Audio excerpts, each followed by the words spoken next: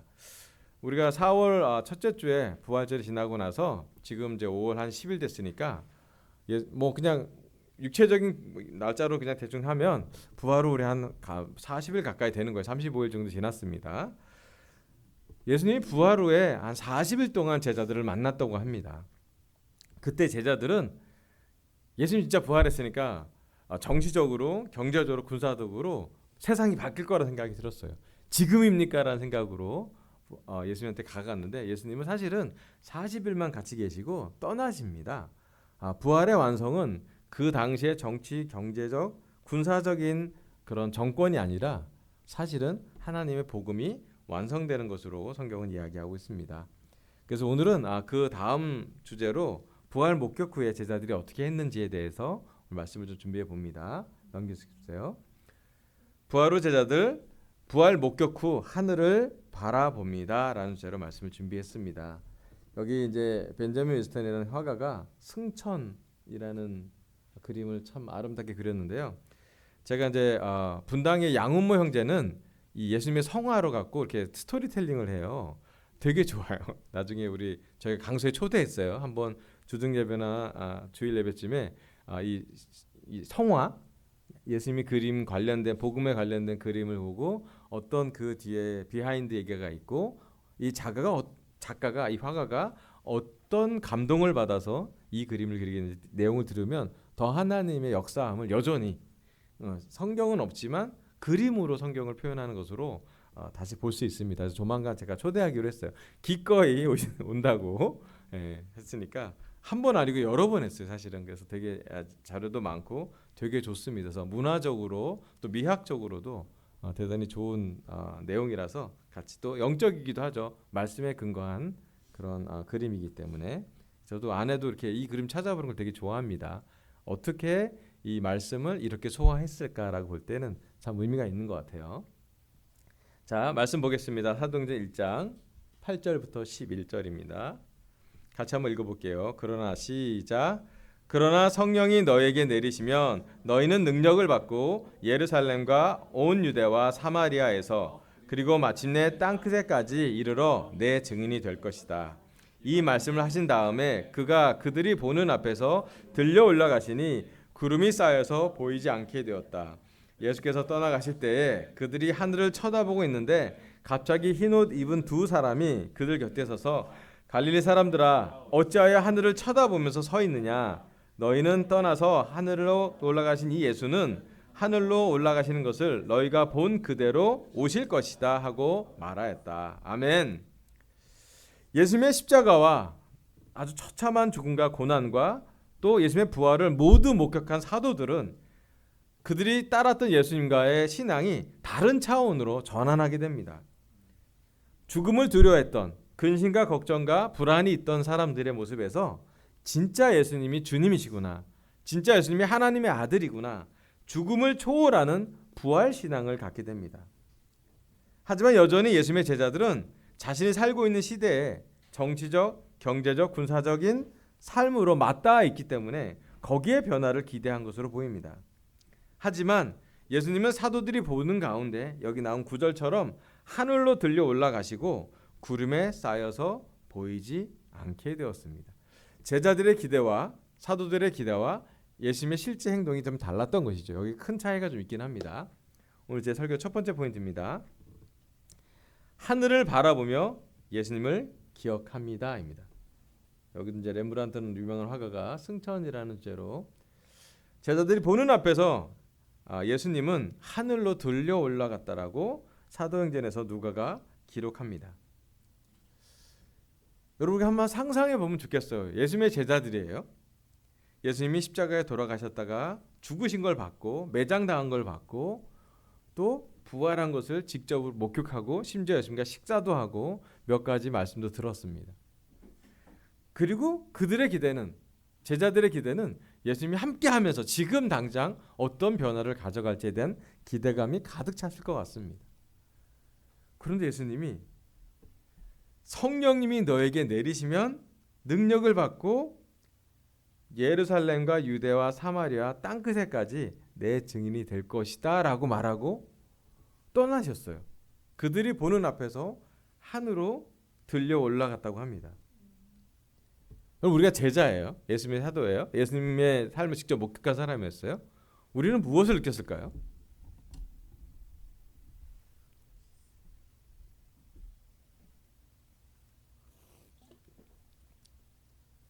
상상을 한번 해보도록 하죠. 예수님이 어제만 같이 있었는데, 물고기도 주셨고 빵도 같이 먹었는데, 이제 예수님이 떠났어요. 예수님의 제자들은 예수님이 떠났다가 금방 올 줄 알았던 것 같아요. 왜냐하면 그들에게 학습된, 구름 속에서 보이지 않았던 예수님의 학습된 경험이 있기 때문이에요. 다음 슬라이드 넘겨주세요. 마태복음 17장 5절에서 8절. 제가 한번 읽어볼게요. 그냥 상상해 보시면 됩니다. 마태복음 17장 5절입니다. 베드로가 아직 말을 하고 있는데 갑자기 빛나는 구름이 그들을 뒤엎었다. 그리고 구름 속에서 이는 내 사랑하는 아들이다. 나는 그를 좋아한다. 너희는 그의 말을 들어라.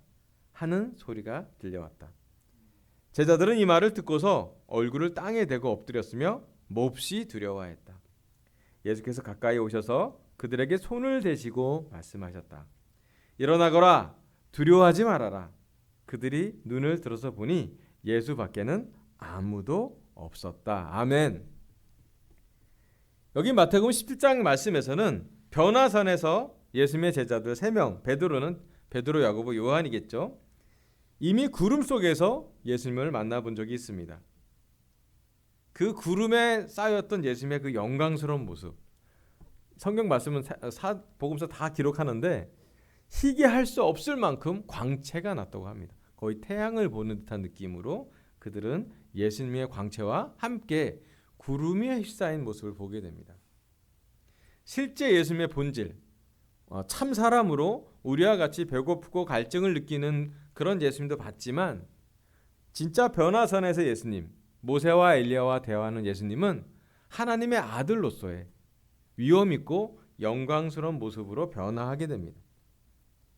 그리고 이 변화는 사람들로 하여금 두려움을 느끼게 합니다. 어떻게 해야 될지 몰라서 베드로가 천막 3개 짓는다고 얘기도 했죠. 근데 예수님이 그 구름 안에 있을 때에 그들은 이런 말을 듣습니다. 구름 속에서 이는 내 사랑하는 아들이다. 나는 그를 좋아한다. 너희는 그의 말을 들어라. 예수님한 모습을 보러 가서 예수님과 교제하다가 3명의 사도들은, 제자들은 아주 특별한 경험을 하는데 하나님의 음성도 들어요. 놀랍죠? 그리고 예수님이 정말 하나님과 연결되어 있는 분임을 정말로 비밀스럽게 아주 깊게 이해하게 됩니다. 제자들은 그래서 아마도 구름 속에 있었던 예수님을 보면서 기억했을 것 같아요. 어쩌면 사도행전 1장에 나온 것처럼 예수님이 떠나가시고 금방 와서 손을 만질 수도 있다라는 상상할 수도 있었어요. 근데 실제적으로는 그때 예수님이 떠나셔서 지금 2000년이 지난 지금도 아직 예수님은 하늘의 나라에서 우리가 있을 곳을 준비한다고 합니다. 제자들은 하늘을 바라봅니다. 왜 하늘을 봤냐면 하늘로 가셨기 때문이죠. 그리고 천사들이 얘기합니다. 하늘로 올라간 그대로 올 거라고요. 제자들이, 예수님의 사도들이 하늘을 바라보면서 무엇을 상상하고 생각했을까 한번 생각해 보게 되었습니다. 정확히 말하자면 하늘만 바라보는 거죠. 뭐 다르게 할 게 없었어요. 언제 오시지? 기다리는 제자들의 마음이죠. 예수님의 제자들은 사도행전 2장에서 성령님을 보게 되고 받게 됩니다. 하지만 사도행전 1장에서는 여전히 그들이 생각하는 사고방식에 예수님이 돌아오심을, 예수님이 다시 오심을 기대했던 것 같아요. 놀랍게도 예수님의 제자들은 예수님이 전한 말씀을 다 깨닫지는 못하는 상태로 진행되고 있습니다. 1차적 반응이에요. 하늘을 보는 건 괜찮습니다. 그렇다면 오늘 우리에게 하늘을 바라보는 제자들을 보면서 어떤 것을 좀 묵상해 보면 좋을까? 오늘 우리 강서와 제주 가정교회 제자들에게도 성령님이 함께하고 계십니다. 성령님은 우리에게 이런 제안을 많이 하세요. 하늘을 좀 바라보라고. 제가 어제 우리 강윤욱 형제와 송용준 형제와 김민호 형제와 함께 저기 그 전주리 사랑을 하고 김포 한강 자전거길 나우누리길이라고 하거든요. 거기를 가서 자전거를 타고 돌아왔어요. 김민호 형제는 120km, 집이 천호동 있잖아요. 그 다음에 광명시 사는 우리 송영 형제는 한 80km, 우리 오목교 근처 사시는 강윤 형제는 한 70km, 저는 한 65km 자전거를 한 3-4시간 탔어요. 같이 전유리 사랑을 하고 숭어가 되게 맛있는 집이 있거든요. 그래서 먹고 너무너무 교제하고 왔죠. 바람도 너무 시원하고 햇빛이 너무 강하고 그 강이랑 그 한강이랑 그렇게 옆에 맞닿아 있는 하늘을 볼 수가 있는 시간이었어요. 저는 아카시아 향기가 계속 나는 거예요. 나오는 내내 지금 최고의 철이 아카시아 향기가 나오는데 바람으로 타는데 몇 시간이나 아름다운 산들바람과 아카시아 향기를 보면서 또 푸른 하늘 보면서 너무 상쾌하다 생각을 했어요. 물론 몸은 고달팠어요. 우리 민영지가 제일 앞에 끌어주는데 되게 빨리 끌었거든요. 중간에 제가 처졌기 때문에 힘들었긴 했지만 너무너무 좋았어요. 햇빛이 따뜻한 봄의 시간, 그리고 구름이 오늘도 좀 이따 보시면 여러분 나가서 보시면 층층이 구름이 아주 아름답습니다.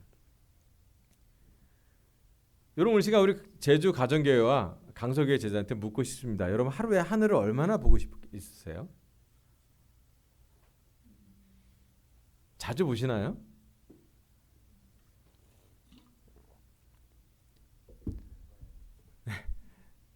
하늘을 못 볼 정도로 바쁘게 살고 계시진 않으세요? 네.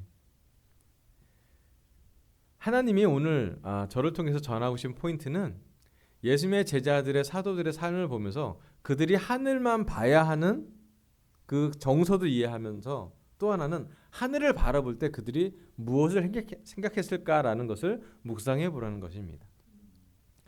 여러분 우리는 이 땅에 살고 있습니다. 맞습니다. 매일 먹어야 되고요.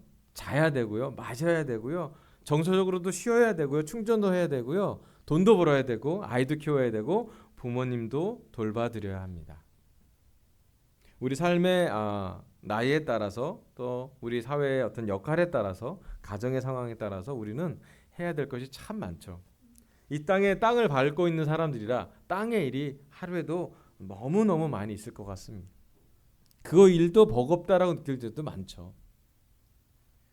하지만 예수님의 제자들은 이 땅에 살면서 그들의 1차적인 사고방식도 있었고 육적인 필요도 채워야 했지만 그들은 자주 하늘을 바라보는 사람이었습니다.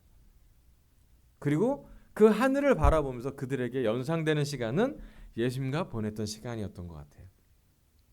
예수님이 무슨 말씀을 했고 예수님이 어떨 때 환자를 이렇게 고쳤고 우리가 이해하지 않았는데 하늘나라가 어떤 나라인지 조금씩 이해를 하고 또 예수님이 예언했던 말씀이 정말 하나님의 아들이 고난을 받고 죽었다가 부활하면서 하나님의 복음이 완성되는 것을 하나씩 깨달아 가는 시간을 가졌을 거라 생각됩니다. 그리고 그는 가능하다면 예수님의 제자들은 하늘을 보고 기도를 많이 했을 것 같다는 생각을 해봅니다. 여러분 물론 우리는 이 땅에 살고 있지만 우리가 하늘을 자주 봤으면 좋겠습니다. 하늘나라에 계신 하나님도 생각하시고 하늘나라에서 우리를 만나기 위해서 준비하고 계신 예수님과 좀 눈을 맞춰 보십시오. 예수님과 우리가 눈이 맞아지면 정말 성령님이 기뻐할 거고 하나님도 너무 기뻐할 겁니다. 하나님 얘기할 겁니다. 이 아들은 내가 너무 사랑하는 아들이니 그의 말을 좀 들으라고요. 그리고 예수님처럼 살게 되면 또 예수님처럼 생각하게 되면 예수님처럼 말하게 되면 너희 안에 평안이 있을 거라고요. 여러분 물론 오늘 우리 육적으로 살기 때문에 우리 안에 크고 작은 많은 어려움이 있습니다.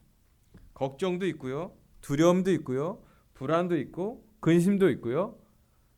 피곤해서 잘 회복되지 않은 근육도 있고요. 또 재정적인 도전도 있을 거고요. 진로에 대한 고민도 있을 거고요. 우리 아이에 대해서 한 사람마다 가정마다 직장마다 크고 작은 어려움이 있을 거라고 믿습니다.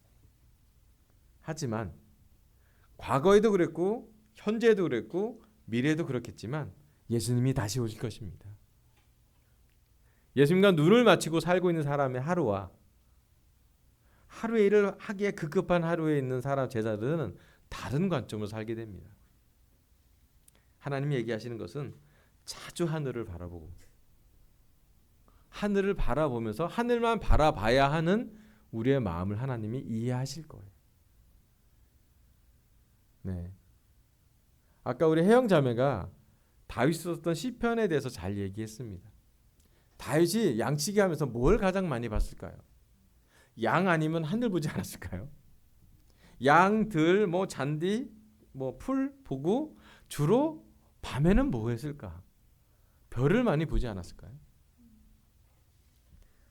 여러분 이 땅을 창조하신 하나님, 하늘을 만드신 하나님, 구름을 만드신 하나님, 구름 속에 돌려가신 예수님을 우리가 생각해 볼 때 우리 삶이 좀 달라집니다.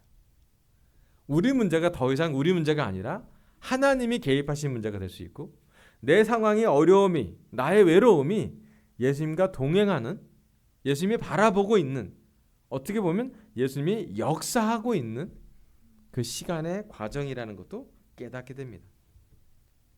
많은 경우 우리는 사탄은 이 땅에 우리가 살게 하면서 땅의 문제에 함몰되어서 하늘을 잘 못 보게 만들 때가 있습니다. 많죠. 낙심되면 하늘보다는 땅을 많이 보게 되죠. 문제를 우리는 더 크게 봅니다. 관계를 할 때 하나도 관계가 해결되지 않으면 거기에 우리가 몰입되기 쉽지 않습니까? 저는 그때 잠깐 내려놓고 우리에게는 리셋하는 기회가 있다라고 생각이 듭니다.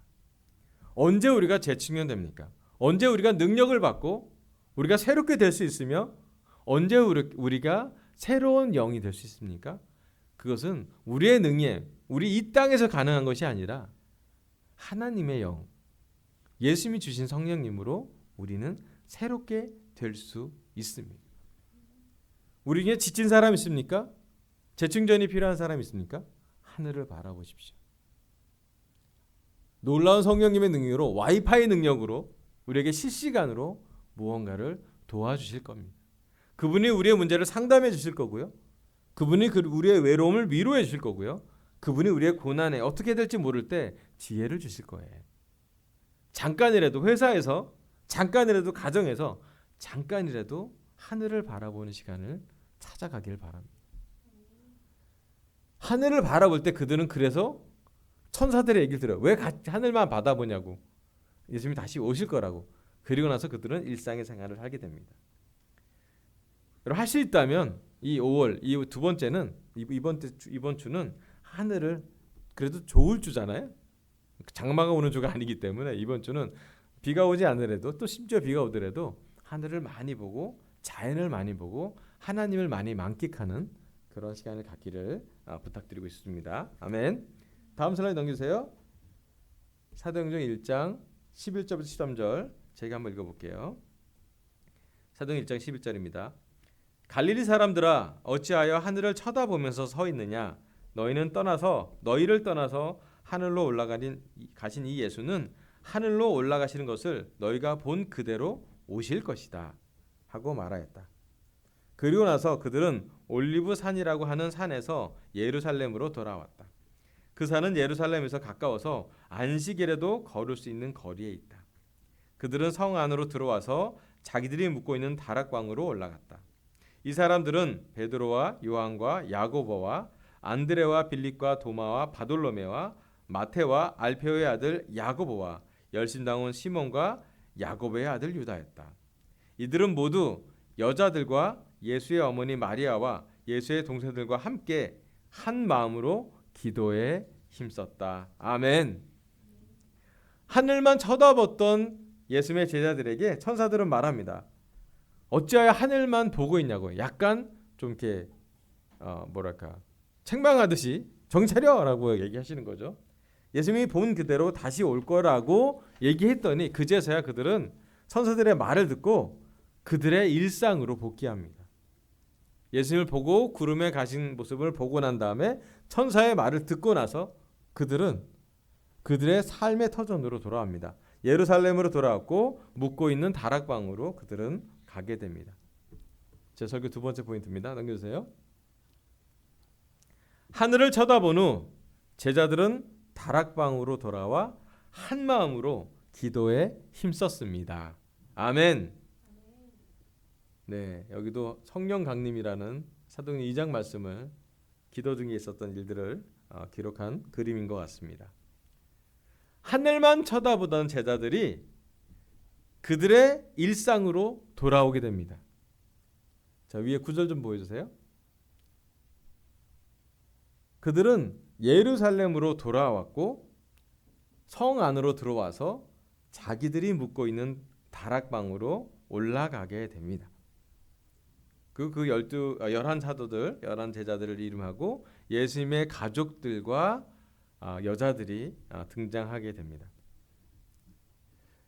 천사들이 예수님이 본 그대로 돌아올 거라고 얘기하고 나서 그들의 일상을 들어가서 그들은 삶의 가장 중요한 첫 선택을 하는데 그게 뭐냐면 기도하는 것이었어요. 어쩌면 예수님의 제자들은 이랬을 것 같아요. 앞으로 어떻게 하지? 예수님은 안 계시는데 뭐 하지? 그때 한 사람이 이렇게 얘기할 수도 모르겠습니다. 예수님이 이 땅에 우리와 함께 계셨을 때 무엇을 했는지 한번 상상해 보자. 그리고 그들은 각자 예수님과 만났고 예수님과 들었던 말씀에 의해서 그들의 삶의 방향을 정하게 됩니다. 그건 뭐냐면 그들이 기도하기 시작했다는 것이에요. 그들은 예수님의 기도 생활을 봤고 또 예수님의 기도 후에 어떤 기적이 있는지 생생하게 그들의 삶에서 며칠 안 된 기적을 그들은 봤던 것이에요. 예수님은 기도 중에 자신과 함께 있었을 때 삶의 일상을 제자들과 공유했고 제자들은 그 공유한 일상을 기억하며 다시 예수님과 함께 기도하러 그 기도의 행동으로 실천하기 시작합니다.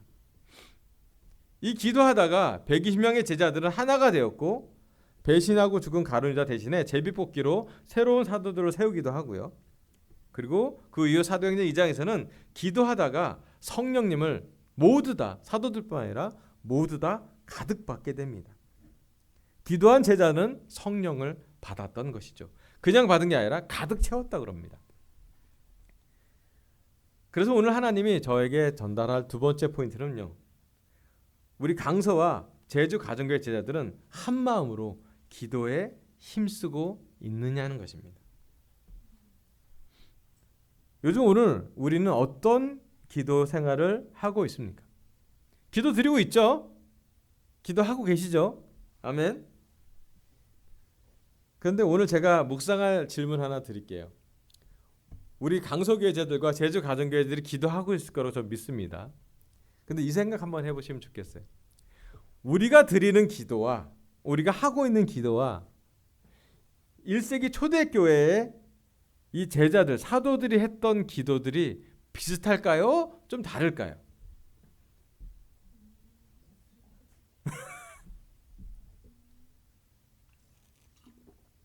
하나님과 예수님을 부르고 예수님의 이름으로 기도합니다. 시작과 끝은 비슷할 것 같아요. 그죠? 그렇게 기도하라 그렇고 여전히 우리는 그렇게 기도합니다. 하지만 그 기도의 컨텐츠, 기도의 내용은 무엇이었을까요? 예수님이 떠나고 난 다음에 1세기 제자들의 초대교회 제자들의 기도 리스트는 뭐였을까요?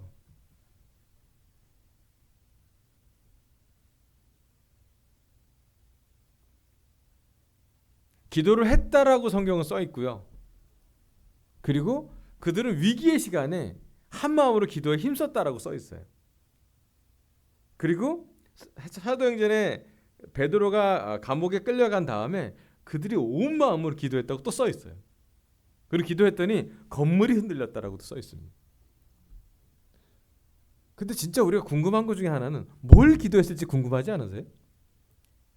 어떻게 기도했을지도 궁금하지 않으세요? 저는 우리 강서와 제주 가정교회 제자들이 초대교회 제자들의 기도를 좀 상상해보고 묵상해보고 그것을 새롭게 좀 시도해보는 것으로 올해 이 5월을 진행해봤으면 참 좋겠어요. 작년에 우리는 4일 동안 기도하셨죠. 좋지 않으셨어요? 전 좋았던 것 같아요. 우리가 물리적으로 같이 있는 시간은 많지 않았지만 각자 우리 일어나는 집에서 무릎 꿇고 다 기도했고 기도를 공유했더니 공유한 기도가 이루어질 때마다 우리 다 기뻐했잖아요. 전 너무 좋았어요. 작년의 기도가. 그런데 올해는 뭔가 이렇게 뭐랄까 루틴으로 좋게 기도하는 사람도 있지만 그대로 기도하는 게 좋아하는 사람 있지만 좀 새로운 기도를 해봐야 되겠다 생각을 저는 들었어요. 방법도 새롭게 시간도 새롭게 뭔가 새로운 영을 좀 가져가는 게 좀 창의적으로 기도하는 걸 생각해 봤는데 그 창의적인 기도의 핵심이 뭐냐면 초대교회 기도 리스트를 한번 모아보는 거예요. 초대교회 기도 리스트를 좀 수집해 봐서 어떻게 제자들이 기도했으며 무엇을 기도했으며 어떤 톤으로 기도했으며 어떤 루틴으로 얼마나 자주 기도했을까. 첫 번째로는요. 그들은 기도 시간이 있었어요. 얼마나 기도했을까요? 하루에 3번. 작게 3번, 많게 5번. 해 뜰 때, 해 질 때 정오에 한 번씩 기도했어요. 그리고 놀랍게도 예수님이 떠나고 나서 베드로가 시간 관점에 저렇게 정확하지 않은 사람으로 보여지는데 그 베드로와 제자들이 기도 시간을 지켰던 걸로 봐요. 그들의 루틴에 기도를 하는 시간이 있고 또 사도 바울이 어느 도시를 가더라도 제일 먼저 한 게 있다면 기도처를 찾는 거였어요. 그들이 선교하러 복음을 전하러 갔는데 복음 전하러 갈 때 가장 먼저 한 게 뭐냐면 유대인들이 모을 만한 회당을 가고요. 그리고 나서 그들이 했던 건 뭐냐면 기도처를 찾고 기도하는 것이었어요. 자, 기도 시간이 일정했고요. 기도 장소를 찾았고요. 기도 장소에 기도하러 가다가 심지어는 성전에 올라가다가 베드로는 기적을 주기도 하죠.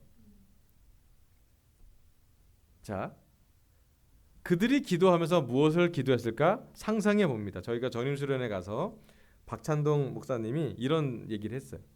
우리가 하고 있는 기도 리스트와 초대교회 제자들이 하는 기도 리스트가 좀 다를 수 있다고요. 초대교회 제자들 기도 리스트는 무엇을 먹을까? 우리 아이가 아파요. 우리 문제가 있어요. 라도 기도했을 거라고 생각을 합니다. 하지만 그들의 주요 상상적인 또 많은 성경학자들이 주장하는 그들의 기도 리스트는 대부분 예수님이 무슨 말을 했는데 그 말을 기억하는 기도를 했대요. 기도가 복음을 말씀을 다시 암송하는 말씀을 다시 예수님이 이런 말을 했습니다. 그래서 저는 이런 기도를 합니다. 예수님이 저한테 기도하라고 개인적으로 얘기했기 때문에 저는 예수님 기도를 따라합니다. 예수님이 하나님을 찬양해서 예수님이 하나님을 아버지라고 부르기 때문에 저도 아버지로 기도합니다. 이런 게 기도 되었을 거라고 많이 축축하고 있어요. 즉 기도의 중심이 예수님처럼 기도하려고 노력했고 예수님이 하신 말씀을 기억하게 도와줬으며 심지어 그 기도가 되게 생생했다라고 얘기를 합니다. 여러분 이 시간 다락방에 모인 사도들이 어떻게 기도했을지를 한번 상상해 보시기를 제안하고 싶습니다. 그리고 확실한 것은 우리 강서 제자들과 제주 가정교회 제자들도 주님도 예수님이기 때문에 우리의 기도 시간을 확보하고 난 다음에 우리가 점점점 우리 기도 중에 예수님의 복음, 예수님의 말씀을 좀 알아가는 시간을 가졌으면 좋겠습니다. 그 기도 나눔을 통해 결국 그 말씀의 퍼즐이 정리가 돼서 결국 복음서가 되죠. 마태, 마가, 누가, 요한 복음이 그렇게 많은 복음 중에 복음을 선택되기도 합니다. 여러분 우리가 기도 중에 떠오르는 말씀이 있는 사람 있으면 환영합니다. 기도는 우리로 성령님이 우리로 말씀을 떠올리게 만들어줘요. 또 기도 중에 막 기도하다 보니 너무 내 필요만 얘기했나? 라고 생각이 들 때가 있잖아요. 그때 내 주위의 형제자매들의 기도를 더 많이 하게도 되고요. 또 기도 중에 내 생각으로 내 뜻으로 기도를 하다가 점점점 기도 중에 하나님 뜻으로 바뀌는 나를 보게도 됩니다. 시작은 걱정돼서 불안해서 두려워서 기도했는데요. 진짜 믿음 있는 기도를 하고 난 다음엔 걱정이 좀 줄어요. 불안했다가 아유 그래도 하나님께 맡겼으니까 평안해야지라고 생각이 들 때가 있어요. 더 놀라운 건 많은 복음을 얘기한 게 뭐냐면 예수님이 두려워하지 말아라, 하나님을 믿고 또 나를 믿어라, 걱정하지 말아라, 왜 자꾸 걱정하냐? 라고 얘기한 그들의 얘기를 생생히 그들은 기도 중에 발견하게 됩니다.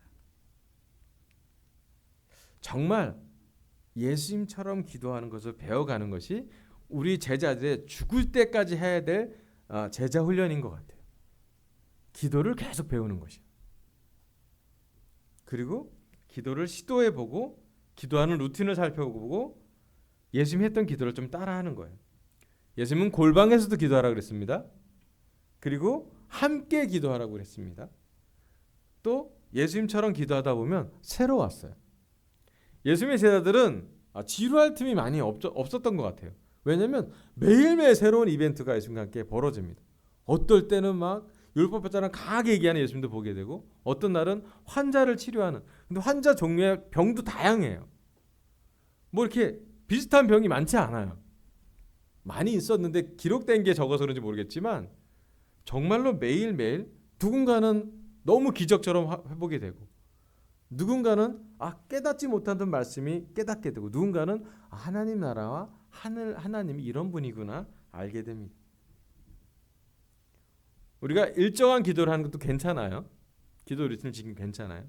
하지만 제가 부탁하고 싶은 건 뭐냐면 잠깐 편한 기도를 멈추고 새로운 기도를 한번 도전해 보라고 부탁하고 싶어요. 이 설교 끝나고 오늘 다 끝나고 우리 식사 오늘 도시락 먹기로 했으니까 많이 싸서 같이 먹으니까 먹고 난 다음에 우리가 어떻게 기도하는지도 나누면 참 좋겠어요. 그리고 앞으로 어떻게 기도하면 좋을지도 생각하면 참 좋겠어요. 제가 믿기로는 강서교회가 또 제주 가정교회가 기도에 힘쓰게 되면 어쩌면 우리가 기도에 힘쓰게 될 그때에 우리에게 더 많은 성령님을 주실 것이에요.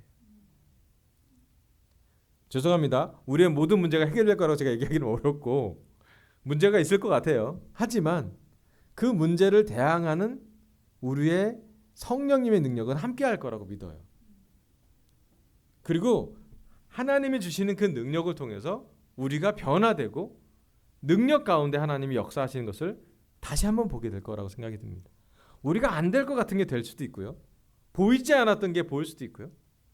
또 하나님이 우리에게 새로운 길을 제안해 줄 수도 있어요. 저는 이 기도가 숫자에 많고 적음이 문제가 아니라 시간에 많고 적음이 문제가 아니라 하나님을 온 힘으로 찾는 사람에게 주는 성령님이 충분할 거라는 확신이 있습니다.